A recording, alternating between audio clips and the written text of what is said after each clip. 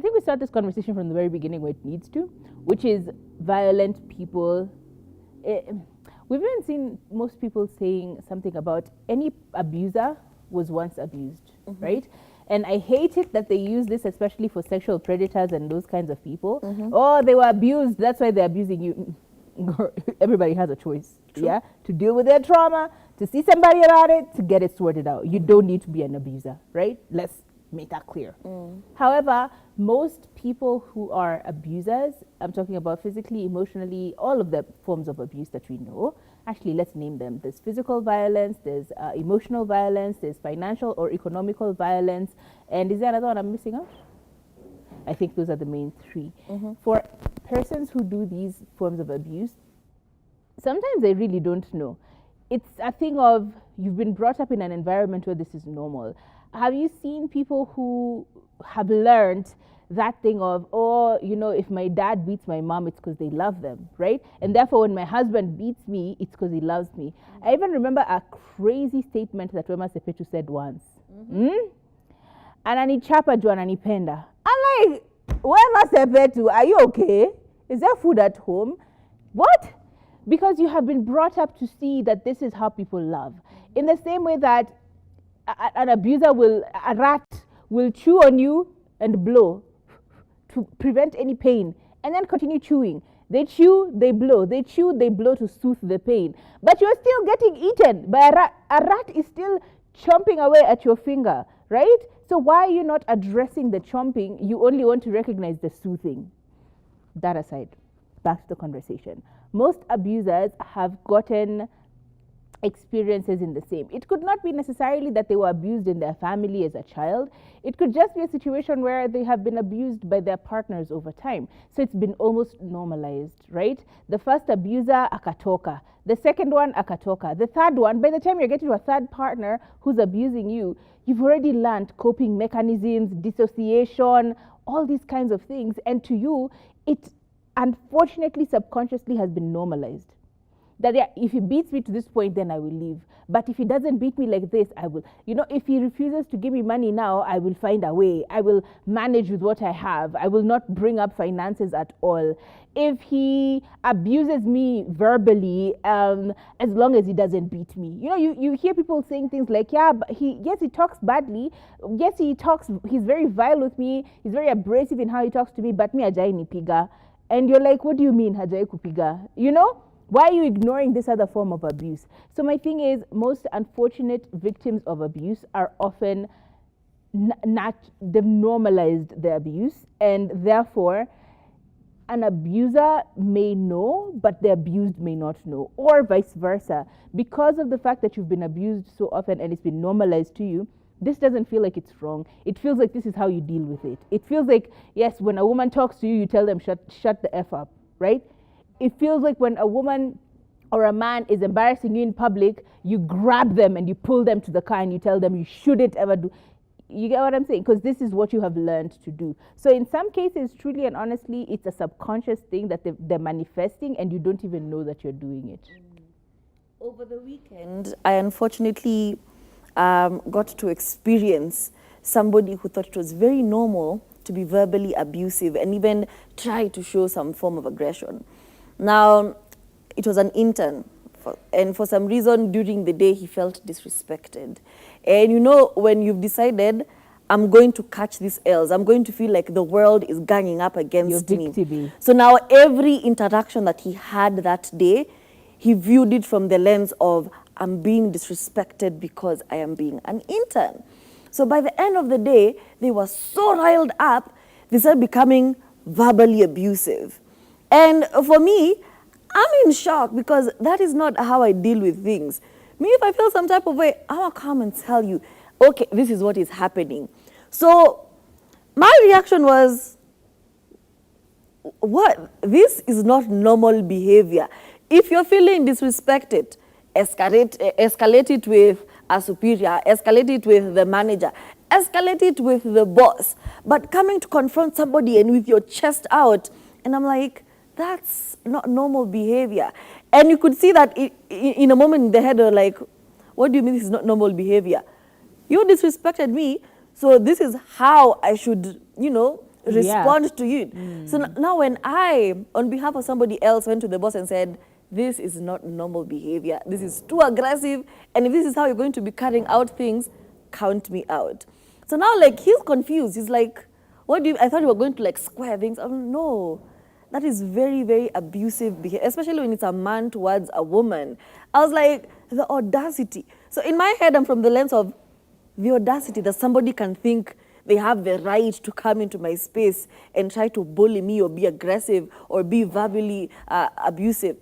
That's crazy. But unfortunately, as Kathami has said, for some people, that's normal. They're like, oh, if so-and-so did it, left my life, this person came into my life, continued the same cycle, this must be how things are done. But also sometimes the abuser justifies what they're doing. They justify the abuse with, it's a form of punishment. You did something, so obviously I must react. And unfortunately, this is how I'm reacting. And, you know, even in some homes growing up, it would be such a disconnect when the person who loves you the most and is caring for you and is going above and beyond, when they abuse you, you'd be so conflicted because like I see their point of view, but there was no need for them to abuse me like that.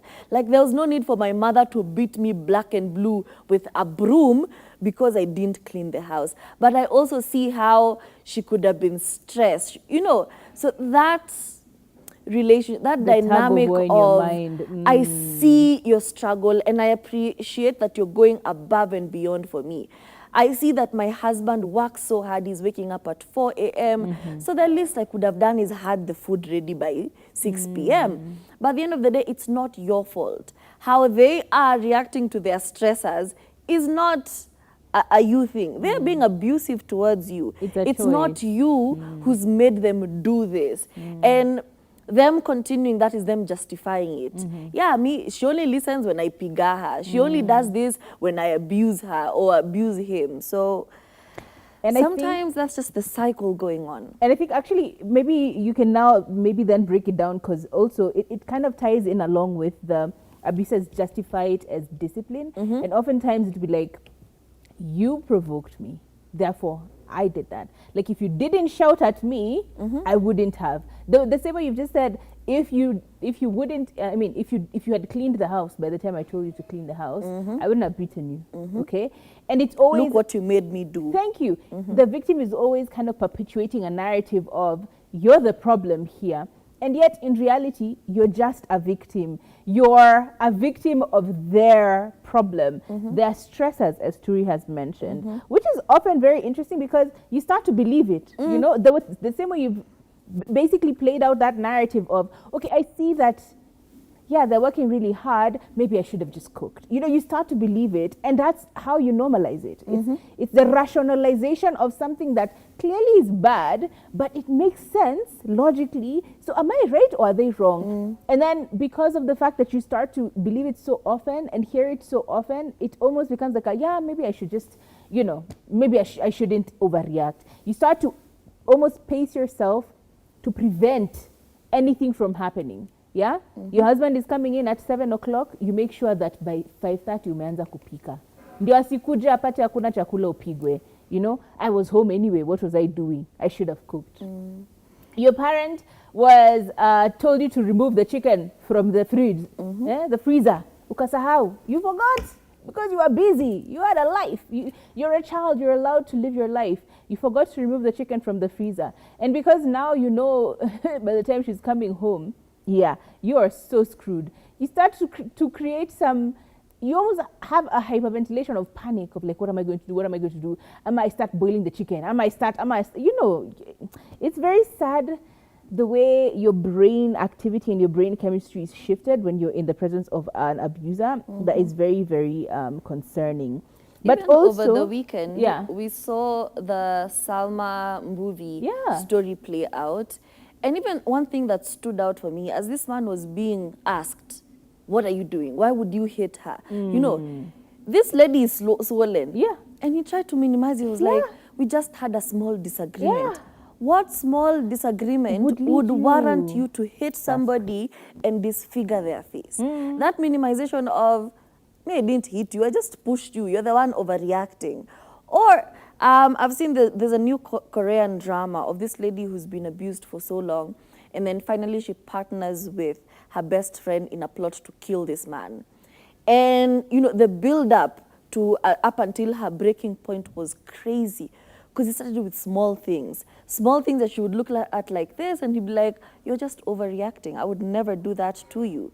So sometimes even, I think, believing that your feelings are valid in the moment. Yes. If I felt some type of way, that is valid, first of all, before somebody else comes and says, no, you're doing too much. You're never doing too much.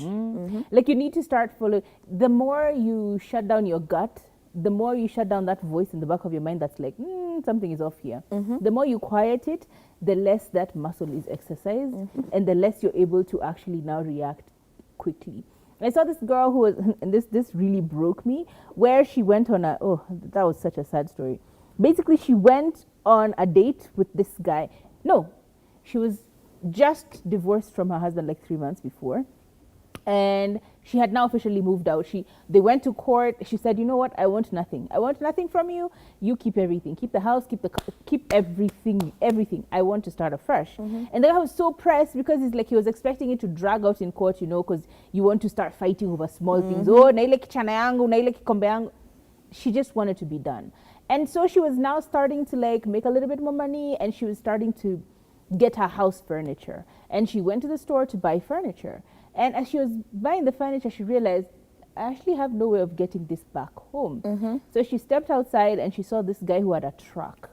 She's like, hey, can I engage you? I'll pay you to deliver these things to my house. It was just a couch. I will pay you to deliver this to my house. And the guy was like, yeah, absolutely. I'll do it. And he did. Took the couch to her house, and that was that. Called her the evening after, that evening, and he's like, hey, can I take you out on a date? I really felt like we had chemistry, that kind of thing. And so they went out on the date. And as soon as they arrived at the date and they sat down and they had a conversation, something just randomly happened. The guy asked her, do you have kids? And she laughed, because no, I don't actually have any children. It's almost like a compliment when a woman is single and they have no children. It's like you have no baggage. So the guy is like, do you have any kids? And she's like, no, I don't actually have any kids. And she's just like laughing. She's like, no, I don't actually have any children. But like, what makes you think that?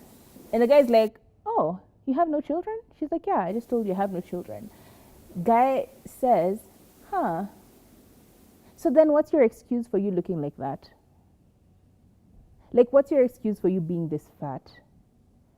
Only women who've given birth to children are allowed to be fat. You've had no children. Why are you so fat? Why is your body not taken care of?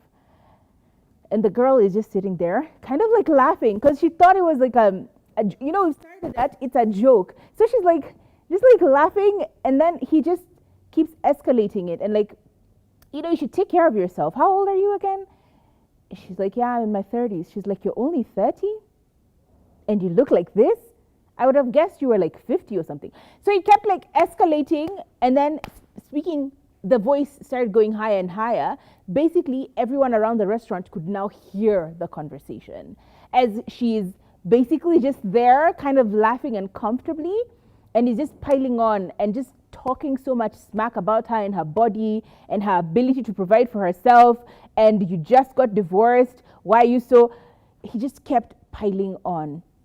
And a woman from across the table literally stood up, came to her and told her, please, get up and go.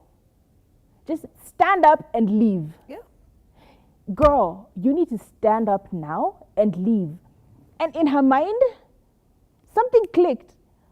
Because she's like, why am I sitting? Why did I sit through that? Why am I sitting and letting this person obliterate the stuff out of me? Like, why am I accepting this abuse?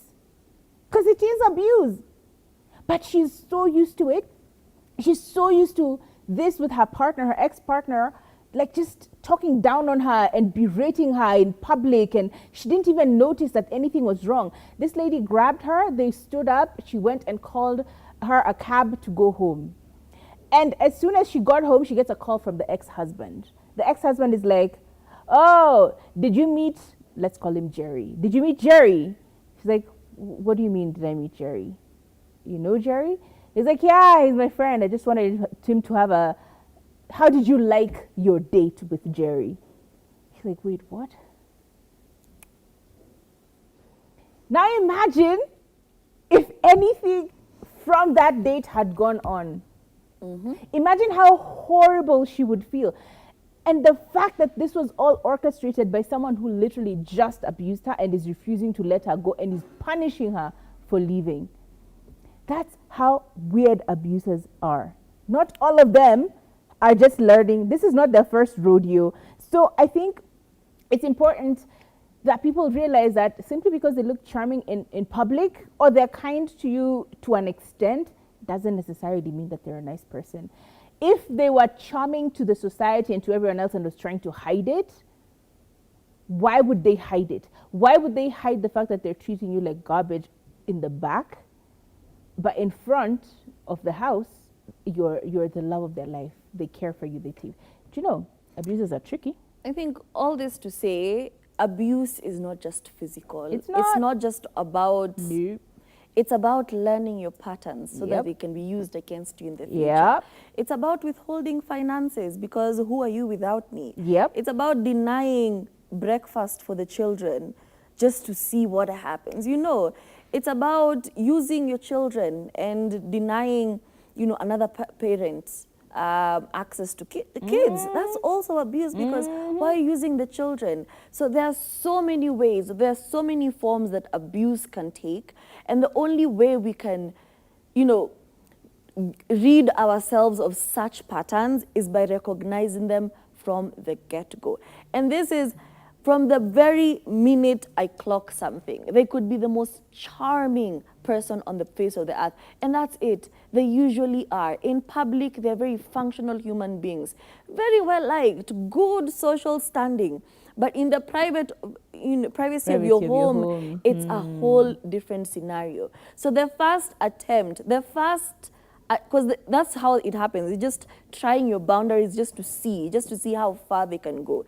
The first time somebody tries something with you, that is the same day they will never see you again. Stop giving people chances to play in your face, okay? Yep. Because somebody is going to try. There's always somebody who's going to try something. So stop giving them the grace to try it again. Yeah. The Yeah. benefit of the doubt should really be doubted. And speaking of benefits of doubt and gaslighting, I think it's important for you to realize that you can spice up your life in a different way. You don't have to go for an abuser.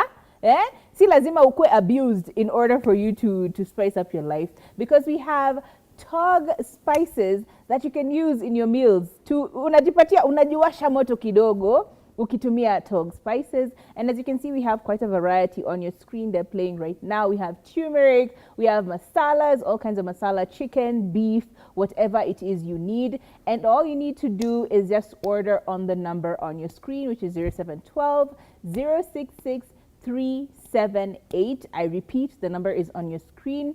Spice up your kitchen so that you don't go looking for drama outside, okay? So that you don't go looking for spicy season outside. My name is Kathomi. See you tomorrow. My name is Turife. Have a lovely evening.